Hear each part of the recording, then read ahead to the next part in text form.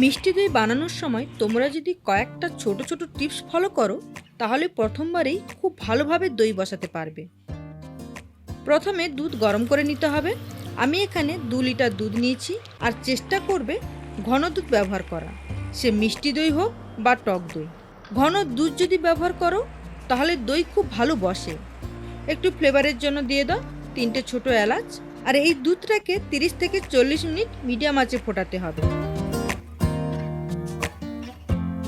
30 থেকে 40 মিনিট ফোটানোর পর বেশ গাঢ় হয়ে যাবে। এখান থেকে 2 থেকে 3 হাতা মতো দুধ তুলে নেবে ক্যারামেলের জন্য।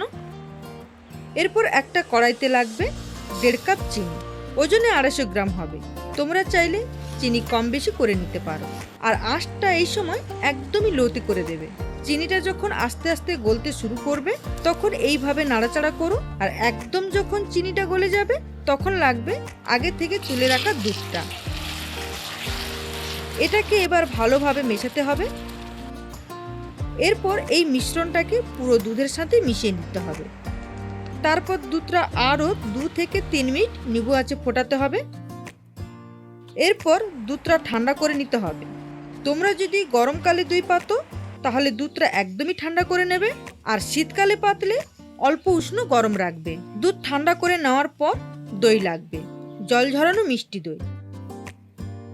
মিষ্টি দইটা ভালোভাবে স্মুথ করে নিতে হবে।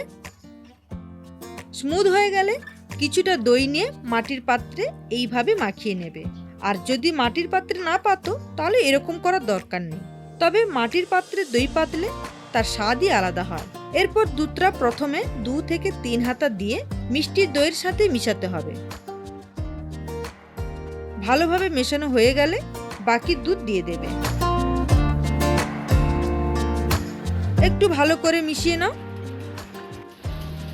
পুরো দুধটা এই মাটির পাত্রে দিয়ে দেবে।